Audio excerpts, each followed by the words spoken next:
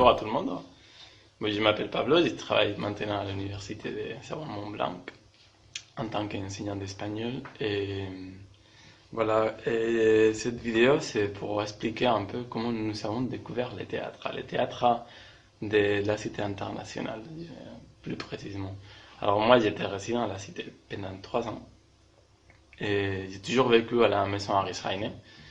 Et par contre, mon dossier administratif était au Collège d'Espagne. Mais bon, c'était une cité internationale, un environnement vraiment incroyable avec un parc, la nature partout.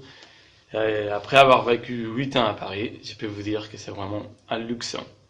Mais le luxe, c'est pas seulement l'environnement, c'est justement aussi son théâtre, hein. C'est aussi la participation, l'investissement dans la promotion de la culture des résidents. Dans l'époque, je vous parle des années 2007, 2008, 2009, 2010, 2011, 2012.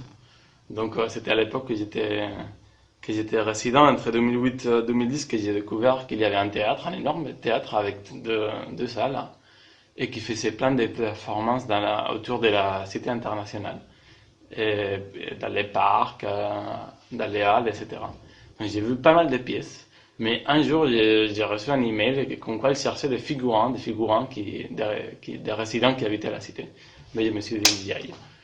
Et c'était justement une pièce d'un Espagnol qui était émigré en Suisse. Donc pour moi, il avait déjà un lien. Et en fait, quand j'ai décidé de participer, je ne savais pas qu'à la fin, on allait même être payé en tant que figurant.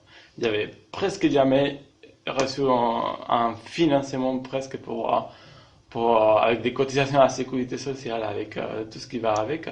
Et pour une fois dans ma vie, ça venait du théâtre, du spectacle. Donc moi, en tant qu'historien scientifique, non, je me suis dit, bon, c'est vraiment quelque chose qu'il faut encourager.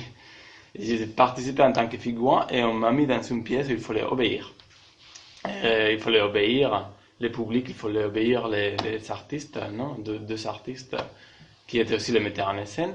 Et nous, on était habillés, moi et mes collègues des résidents de la cité, on était habillés en bleu, non, en bleu comme si on était dans une usine chinoise, comme une esthétique assez modiste. Bon, et c'était assez bien parce que finalement, le public, il détruisait complètement cet environnement. Et bon, ça a été vraiment une très bonne expérience. J'ai découvert que ça voulait dire figurant à l'époque. Je me rappelle, je ne connaissais pas ce que ça voulait dire. Et j'ai participé aussi l'année d'après.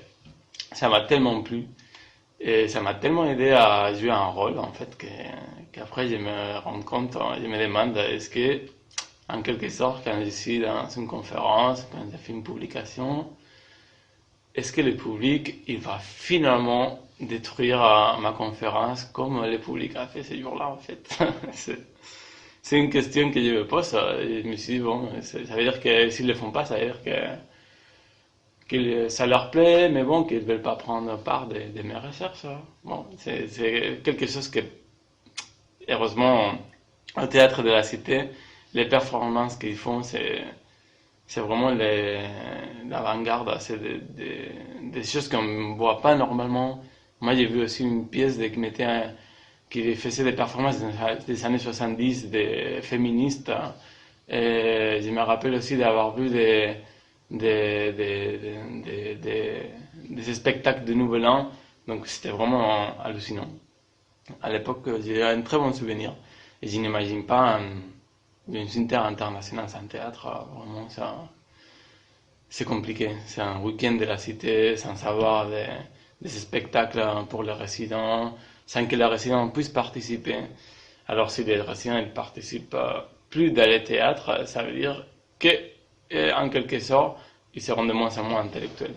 Donc voilà, j'espère que le théâtre soit une arme poétique aujourd'hui, non, et qui soit le socle de notre avenir. C'est super important de pouvoir jouer des rôles, de représenter des choses qui sont difficiles à représenter, comme par exemple la pièce où j'ai participé, on représentait l'obéissance, non. Et nous, les figurants, on obéissait à un artiste, c'était vraiment génial.